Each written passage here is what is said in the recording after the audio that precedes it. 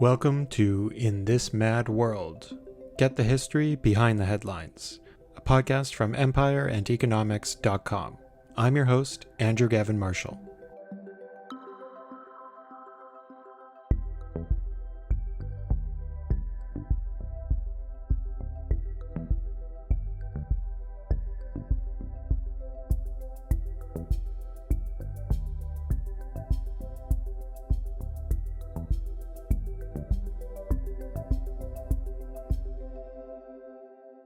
Hello, and welcome to the second installment of my audio article series that I put on my stream, my podcast stream here at In This Mad World. This is where I read my articles aloud, so you don't have to. So it essentially just provides them in podcast, audio, and video format. So this is part 2 of my series Monsters and Machines on what is fascism. Sorry for some of the background noise. I'm right up against a road here, but we'll just have to live with it. So this is part of my series on Monsters and Machines. To listen to part 1, go to the previous episode of In This Mad World to make lies sound truthful, Orwell on political language. The one-sentence summary of this article: defining the characteristics of fascism using the examples of the 2 historical fascist regimes that came to power of their own accord, in Fascist Italy and Nazi Germany. Part 2, the monster method, defining fascism. One of the words that Orwell had identified in his 1946 essay as having lost nearly all meaning was that of fascism. He also said the same of democracy. If this was true in Orwell's day, right after the end of a world war that resulted from fascist imperialism, then it is doubly true some 80 years later, when few have a living memory of what fascist imperialism looked like and what it wrought upon the world. In order to use this term while avoiding Orwell's critique of it, namely that it's meaningless, I must make an effort to define it in a meaningful way. Unlike many other ideologies, fascism has no definitive text that outlines its thoughts and ambitions in a clear, coherent, and systematic way. But we have historical examples of fascist movements, political parties, and regimes in Europe during the 1920s, 30s, and 40s. While there were fascist parties and movements in nearly every industrialized nation in the early 20th century, fascist governments were only established in 5 countries: Italy, Germany, Austria, Hungary, and Romania. And only in Italy and Germany did they come to power through their own internal momentum. In the early 1920s, Mussolini led the Italian fascists to storm Rome and physically attack its institutions until the king and conservative establishment agreed to form a government with the fascists and Mussolini at its head. In Germany, the Nazi Party attempted the route of a coup or insurrection in the early 1920s, failed spectacularly, sound familiar, and then pursued the route of electoral politics, coming to power in 1933 in a coalition government with mainstream conservative parties and figures. The cases of Austria, Hungary, and Romania involve fascism coming to power largely through the influence of Nazi Germany. For our purposes, I focus on an understanding of fascism based upon the experiences of Italy and especially Germany as the only 2 countries where fascism organically took power as the result of its own internal political processes. In other words, it wasn't imposed from outside. These 2 fascist regimes also provide us with examples of countries that launched fascist wars of empire building. First, I will attempt to provide a baseline understanding of fascism. To do that, I turn to several scholars of the subject. Robert O. Paxton identified fascism as, quote, a form of political behavior marked by obsessive preoccupation with community decline, humiliation, or victimhood, and by compensatory cults of unity, energy, and purity, in which a mass-based party of committed nationalist militants working in uneasy but effective collaboration with traditional elites abandons democratic liberties and pursues with redemptive violence and without ethical or legal restraints goals of internal cleansing and external repression. Don't worry, we're going to break it down. To put it in a slightly different manner, fascism is not simply a movement, political party, or governing regime, though it can be any and all of those things, but it is also a method of doing politics, or as Paxton referred to it, a form of political behavior. Identifying this nuance is important because it allows us to understand that fascism is not simply the end result of something or the ideology of a self-identified fascist political party, but that it is a form of politics that anyone could theoretically engage in, whether or not they identify themselves or their objectives as being fascist. This is also important because unlike in the 1920s to 40s, when fascist movements, parties, and governments rose and fell, in the present day, fascists typically no longer use the word fascism or describe their movements as fascist. They use numerous other euphemisms to avoid use of a term which has often, and with good reason, been used as a kind of shorthand to describe political evil. Fascism may be back in fashion in the modern world, but its advocates and supporters do not generally embrace the terminology of fascism, nor understand its meaning. This is likely one of the reasons why fascism has been able to return to the political mainstream, due to its rebranding. Fascism is a political method that can be used to accumulate power and use power. Part of the history of fascism is the history of numerous other authoritarian, non-democratic states borrowing from fascist politics to help cement their own hold on power. Because fascism had something most other authoritarian systems did not, a popular constituency, and thus a degree of political legitimacy. In the 1930s, roughly half the countries of Europe were living under authoritarian regimes, but only two of them were fascist, Italy and Germany. Yet virtually all the others borrowed methods or symbols of fascism in order to give their own regimes greater legitimacy. Fascism had a mass base of support and sought to energize and mobilize a radical base among the wider population, often across class lines. This does not mean that every fascist party had to be popular. Most weren't, and most never came close to power. But they attempted to mobilize mass bases of support to propel them through elections, or in some cases, coups that have a sense of popular legitimacy. Most authoritarian regimes, historically and presently, represent the interests of a small, largely conservative, military, religious, and/or wealthy elite. Such regimes rarely generate popular support and a mass base of militant activists, but they might borrow from fascist regimes and fascist politics to appeal to some of the population, or at least appear to.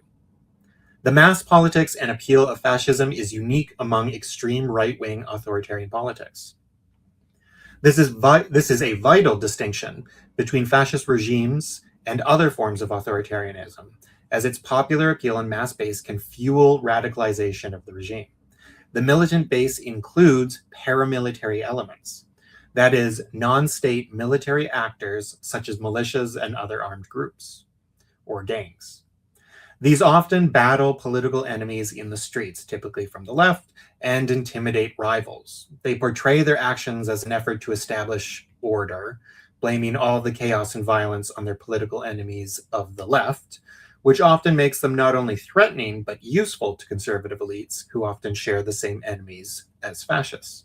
Paramilitary activities can help fascists get into power through violence or the threat of violence and consolidate power once they have it.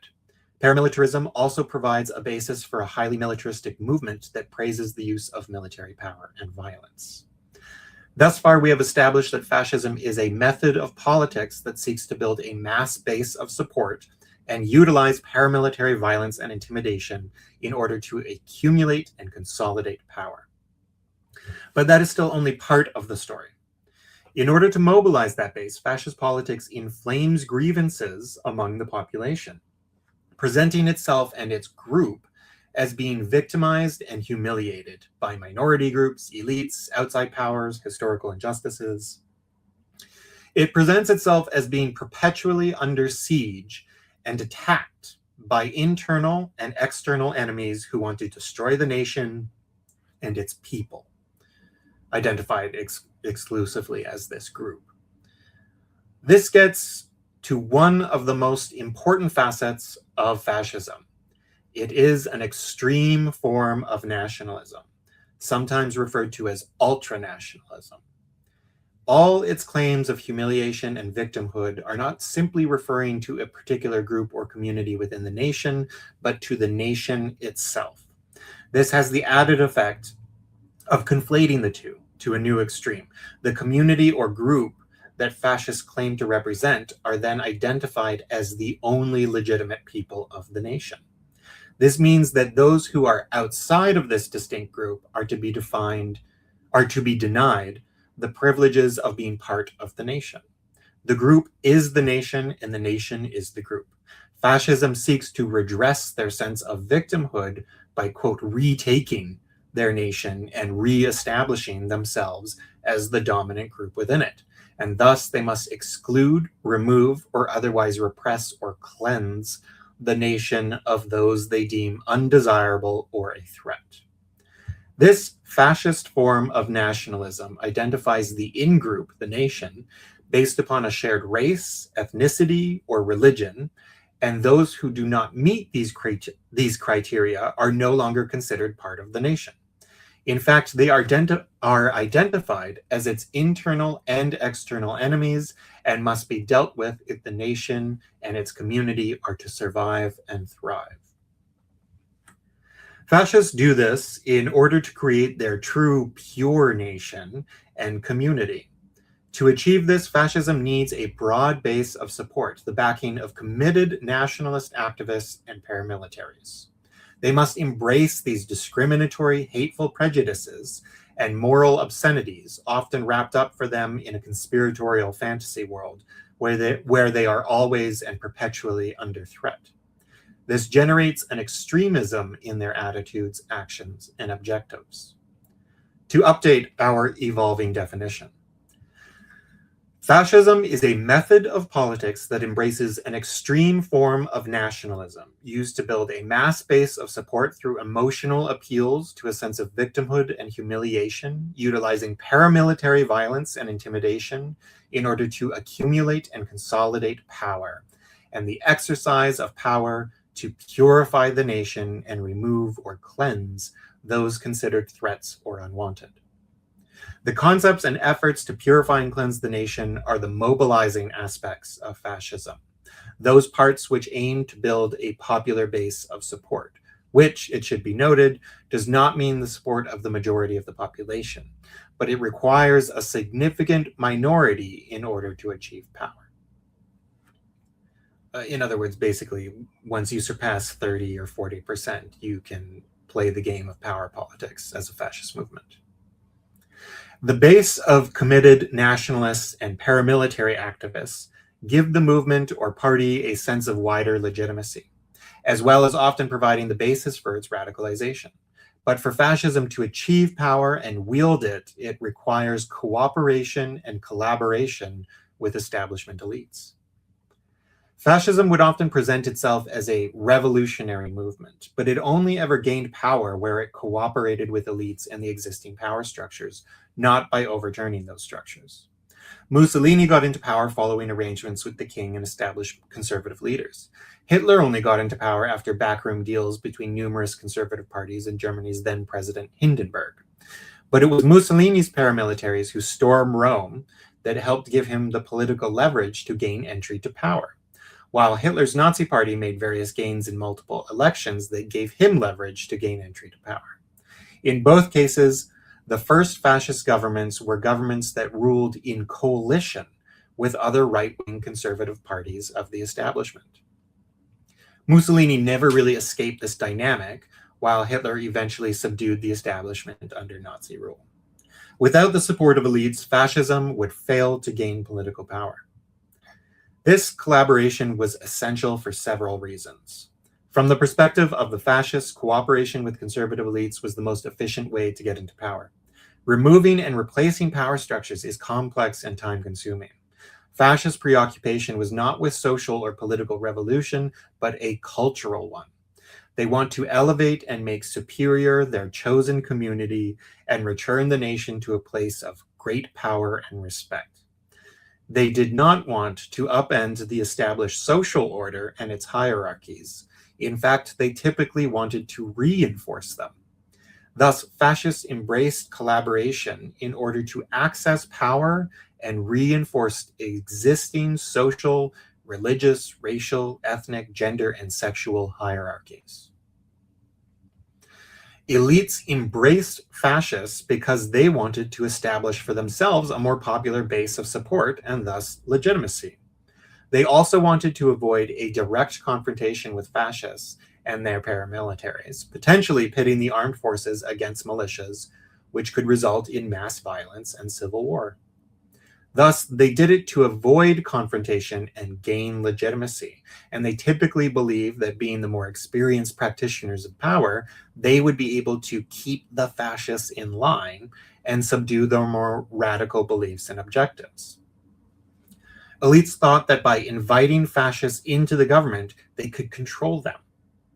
Whereas fascists thought that by working with elites, they could gain control of the government and state. Together, both fascist and conservative elites sought to dismantle their democratic systems and establish an authoritarian form of government. Democracy was increasingly viewed as unstable, unfair, and threatening. To the fascists, democracy and equality threatened their sense of racial, religious, or cultural superiority over other groups. To the conservative elites, democracy and equality threatened their control over the political and economic levers of power.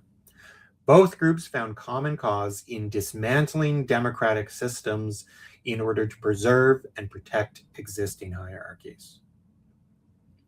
In pursuit of this goal, fascists and elites also needed each other to avoid provoking a revolution, coup, or civil war. In other words, if elites pursued authoritarianism without fascist support, they would risk a popular backlash or revolution. If fascists pursued authoritarianism without elite support, they would provoke a coup or civil war. In other words, the military would intervene or people would rise up. Thus, fascism can achieve power in a society only when enough of the established elites have given up on democracy and are willing to cooperate with fascists. This also reveals another important but overlooked fact about fascism. It is a product of democratic societies and democratic politics, though its success in those political systems is dependent upon those democratic structures being weak or failing. Historically, fascism rose in Italy and Germany in collapsed empires that were relatively new and weak democracies. Presently, fascism arises in America and Israel, two declining empires that are relatively older and increasingly weakened democracies. Once in power, fascists pursue their goals of redeeming the community and the nation from their perceived humiliations. They seek to cleanse the nation of all its impurities, whether they are defined as cultural, ethnic, religious, racial, gendered, or sexual. They also seek to elevate the pure community to a politically and culturally superior status. Italian fascism was more preoccupied with establishing a culturally superior new man and community, whereas Nazi German fascism was more preoccupied with creating a racially superior community. In both cases, Italians and Germans made claims to mythical pasts to justify their redemptive pursuit of purity. The Italians invoked ancient imperial Rome, and Hitler invoked an ancient Nordic and Germanic Aryan mythical past. Mussolini once declared, "Rome is our point of departure and reference. It is our symbol, or if you wish, our myth. Much of what was the immortal spirit of Rome resurges in fascism." Hitler also, incidentally, made claims to ancient Rome as well, not as a mythical past for the Germans, but in terms of an imperial example worth following. Hitler stated that the Germans were the Nordic Romans and praised their military organization and methods of war and peace. He once observed, "In every peace treaty, the next war is already built in. That is Rome. That is true statesmanship." As Hitler said in 1941 to his chief of the SS, Heinrich Himmler, "Even today, the Roman Empire never had its like, to have succeeded in completely dominating all neighboring peoples, and no empire has spread so unified a civilization as Rome did." Though there are an endless litany of reasons as to why ancient Rome differed from fascist Italy and Nazi Germany, not least of which was because it was a racially and culturally diverse empire, but it was its mythical grandeur, its symbols and impressive architecture, and its vast empire and ruthless ways of war that appealed to the fascist imagination. Fascism thus also embraced empire building. While there were certainly fascist movements and parties around the world that professed to be anti-imperialist, the examples we have of fascist regimes in power, Italy and Germany, were distinctly imperialistic. These were two countries that had both become unified nation states only as recently as the 1860s and 1870s, relatively young by European standards. To note, Canada was formed as a confederated nation state in 1867, roughly 4 years before Germany unified into a single nation state in 1871. Germany was also explicitly founded as a nation and empire, and Italy too took on an imperial agenda. World War I left the German Empire collapsed, its possessions, colonies such as those in Southwest Africa, taken away, its national territory reduced in size, its access to resources and industry strictly regulated, its economy devastated, its military defanged and demobilized. To nationalists and many citizens alike, Germany was left humiliated and victimized by the outcome of the war. A war they were told they were winning right up until the moment of unconditional surrender in 1918. Italy, which was on the winning side of that war, did not get any of the spoils of war, despite apparent promises that it would gain new territories, and so was also left rather humiliated and disparaged. The Great War, as it was known at the time, left much of Europe in a major economic, social, and political crisis. Those soldiers who were not among the millions killed returned to their home countries in a state of economic crisis and social chaos. Economies tanked, unemployment soared, prices rose, mass protests, labor unrest, and even revolutionary movements emerged. Russia had experienced a revolution during the Great War, which then turned into a civil war. Brief communist revolutions also took place in Hungary and Germany in 1919, but were ultimately violently crushed by new paramilitary right-wing militias formed by former soldiers. But in Germany, the result was the formation of the Weimar Republic, the country's first experiment with mass democracy, which lasted from 1919 until the Nazis took power 14 years later in 1933. Extreme nationalists were able to capitalize on post-war conditions, and paramilitary organizations formed the backbones of many of these movements. In Italy, Benito Mussolini's paramilitaries behind his fascist movement crushed labor unrest and battled leftists, eventually marching on Rome and attacking government buildings in 1922. The Italian King Victor Emmanuel III, instead of authorizing the government to declare a state of siege and mobilize the armed forces to crush the fascists, potentially igniting a civil war, opted to dismiss the sitting government and appoint a new cabinet of right-wing conservative figures with Mussolini as prime minister. It would be another 11 years before fascism would take power in another country. Nationalism played on the sense of humiliation brought by the war and its aftermath, while a German sense of victimhood resulted from the loss of territories. The Italian sense of victimhood derived from their not gaining any new territories, despite prior understandings that they would. Italy was a nation humiliated by its own allies in the war and a relatively minor imperial presence in the world, hence its allies treating it with little deference. Germany was a once great and powerful nation and empire, now deprived of its empire and reduced as a nation. One of the enduring German myths that helped propel the fascists into power was the belief, also widely shared among nationalists and the public at large, that Germany didn't lose the war but was betrayed, stabbed in the back by traitors on the home front. Liberals, socialists, leftists, Jews, and women. It was not that German imperial and political leadership, the army, and the aristocracy were consistently lying about the progress of the war until they succumbed to it, though they were. It was that leftists and Jews had betrayed the armed forces and the emperor and surrendered on Germany's behalf, even though it was literally German generals who officially and directly surrendered, and then who personally helped invent this myth to cover up their own actions. This came to be known as the stabbed in the back myth, and was a foundational ideology not only of the Nazis, but much of the German right and society more broadly. It also helped to infuse German nationalism with imperialism, becoming mutually reinforcing.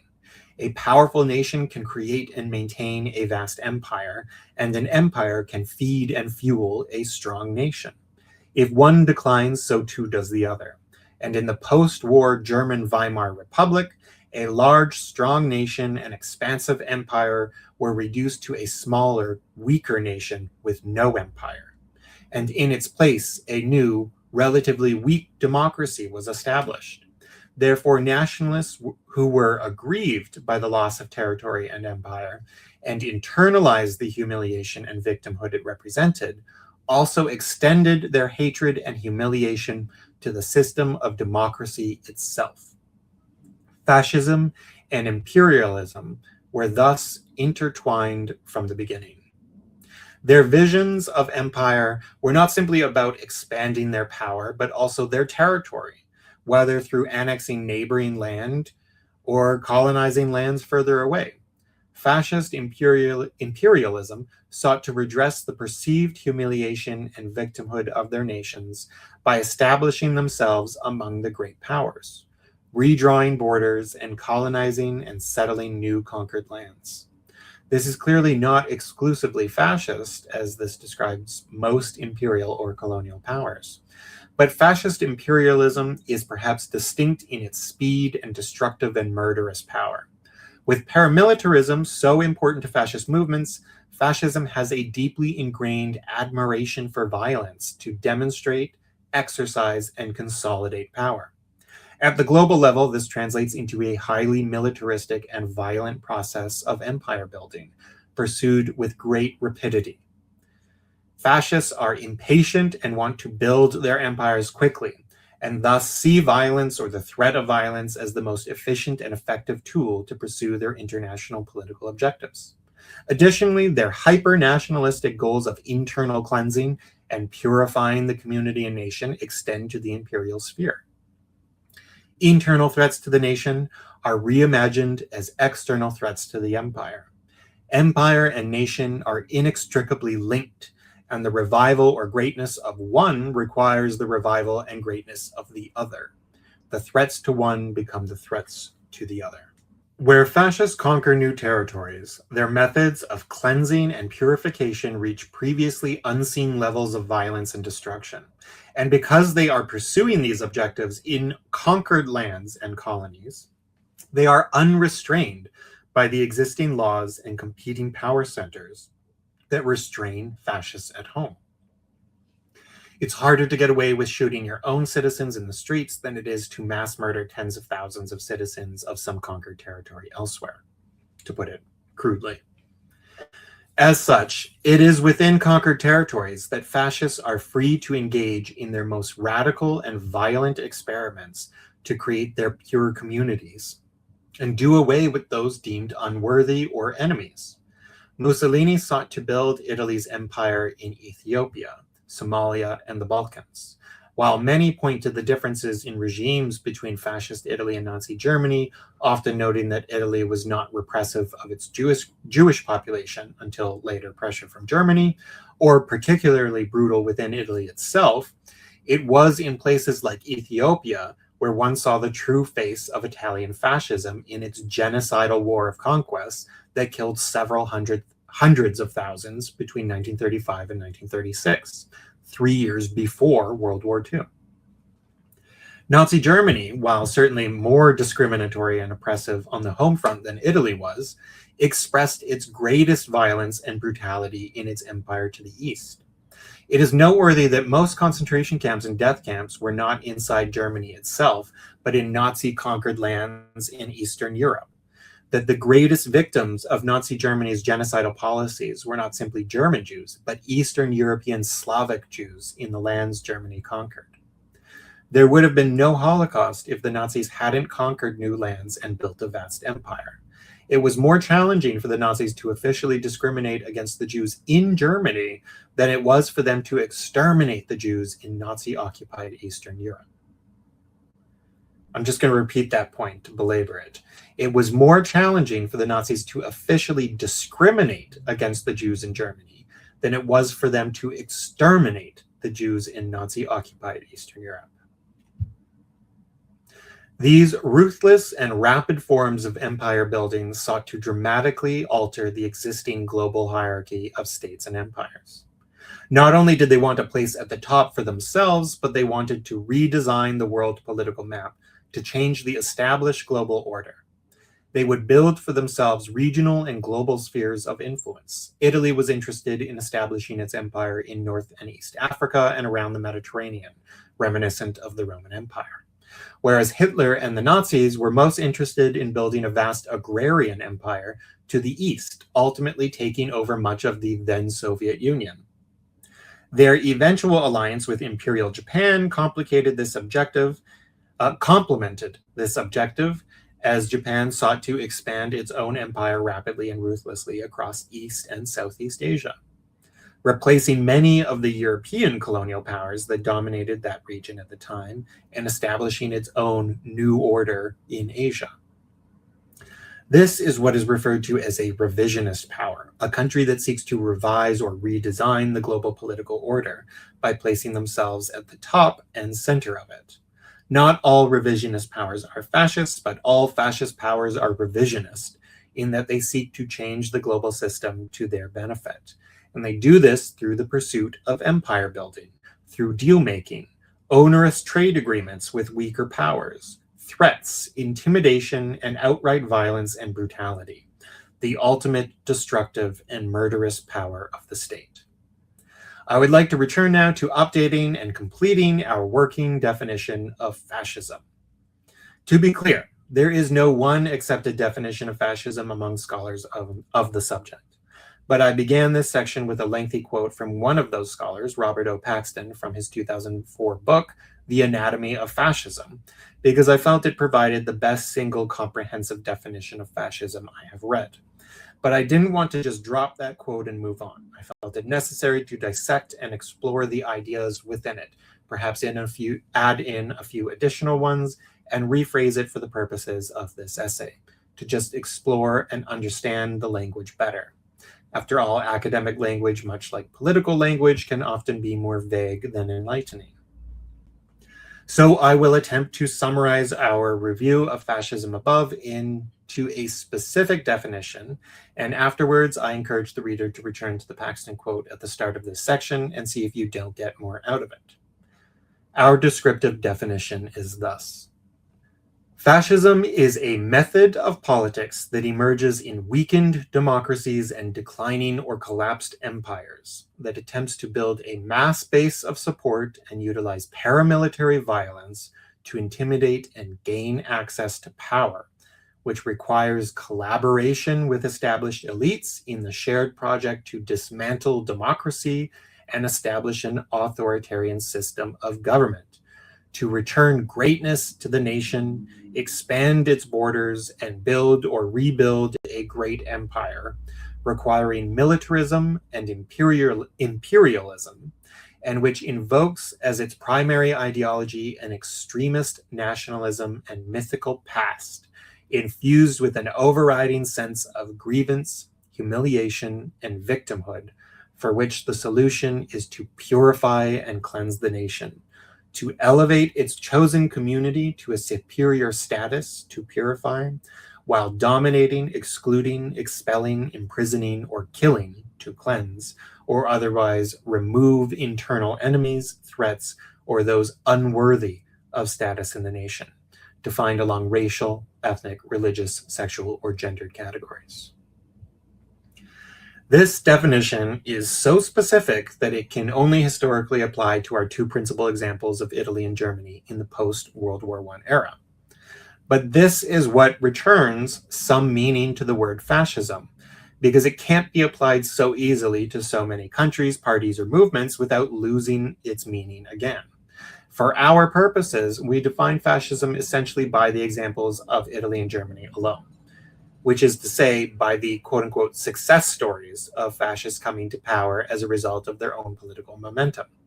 Thus, in applying this definition to the present day, we also limit our use of the term to countries that are experiencing fascism as a part of its governing apparatus, where it has already made its way into the halls of power, though has not yet fully dismantled democratic structures and established an authoritarian system, which coincidentally also happens to just be two countries, Israel and the United States.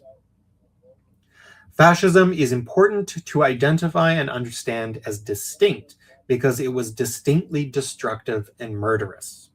To achieve their goals of national revival, internal cleansing, and external expansion, the two historical fascist regimes upended the global order and launched a clash of empires that resulted in the most violent and destructive war the world has ever witnessed, with the most rapid and industrialized form of genocide ever witnessed. Fascist extremism did not stay within its own borders, but sought to redraw and expand borders, and with it accelerate and expand its extremism. Thus, fascism is distinctly radical and destructive, which makes it not only a major threat to those deemed to be undesirables within a fascist society, but a threat to the world as a whole. It is fascist imperialism that poses such a threat to the world. So, what do scholars of fascism have to say about the expansionist, imperial, and territorial components of fascism? That will be in the next part. Thank you very much for listening to the second part of the audio article components to my latest series, Monsters and Machines, the Political Language of Fascist Imperialism. This was part 2, The Monster Method, Defining Fascism. Thanks so much for listening. Please like, subscribe, share, comment, whatever you can do to engage with this material. Helps it get seen by other people. Thank you so much.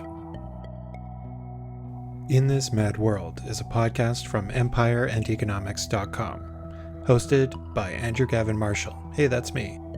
Music by Francesco Caruso. Please like, share, and spread the word. Thanks for listening.